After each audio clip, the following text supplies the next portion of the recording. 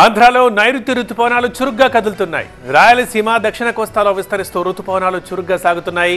కోస్తాను ఆనుకొని తమిళనాడు పరిసర ప్రాంతాల్లో ఆవర్తనం కొనసాగుతోంది. దీంతో 5 రోజుల పాటు ఆంధ్రప్రదేశ్కి వర్ష సూచన చేసింది వాతావరణ శాఖ.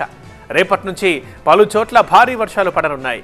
పిడుగులు పడే అవకాశం ఉందని ప్రజలు అప్రమత్తంగా ఉండాలని సూచిస్తోంది వాతావరణ శాఖ. వచ్చే 2-3 రోజుల్లో తెలంగాణకు రుతుపవనాలు విస్తరించనున్నట్లు చెప్పింది.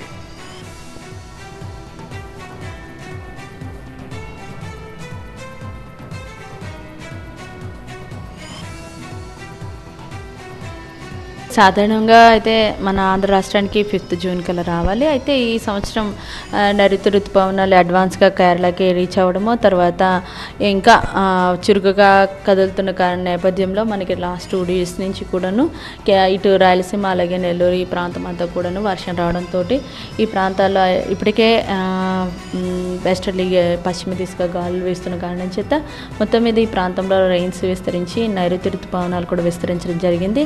ఇంకా పశ్చిమ మధ్య బంగాళాఖాతంలో ఉన్నటువంటి చాలా ప్రాంతాన్ని కూడా కవర్ చేయడం జరిగింది. ఇంకా రానున్న 2 రోజులు కూడాను ఈ యొక్క నైరుతి రుతుపవనాలు చురుగ్గా పయనించే అవకాశం ఉంది. సో రానున్న 2 రోజులు మరికొంత భూభాగాన్ని కూడా ఈ యొక్క నైరుతి రుతుపవనాలు విస్తరించే అవకాశం అయితే ఉంది. ఈరోజు చూసుకున్నట్లయితే తేలిక నుంచి మోస్తరు వర్షాలు కొన్ని ప్రాంతాల్లో ఉంటున్నాయి.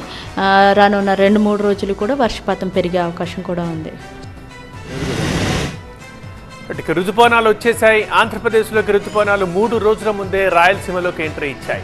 నైరుతి ప్రభావంతో రాష్ట్రంలో వర్షాలు పడుతున్నాయి. నైరుతి ప్రభావంతో విశాఖ, శ్రీకాకుళంలో ఈదురుగాలులతో భారీ వర్షం కురిసింది. పలు చోట్ల రోడ్లపై చెట్లు కూలాయి. రాకపోకలకు అంతరాయం కలిగింది. ఉమ్మడి కర్నూలు జిల్లాలో భారీ వర్షం కురిసింది. కోవలకుట్ల మండలంలో పిడుగుపాటుకు 2 గాయాలయ్యాయి. అటు అనంతపురం జిల్లాలో భారీ వర్షాలు పడుతున్నాయి. వేదవతి నది పొంగి పొర్లుతోంది.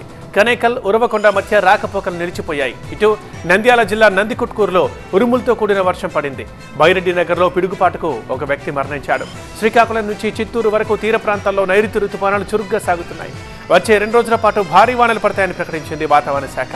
రాష్ట్ర వ్యాప్తంగా భారీ వర్షాలు కురుస్తాయని, లోతట్టు ప్రాంత ప్రజలు అప్రమత్తంగా ఉండాలని చెబుతోంది.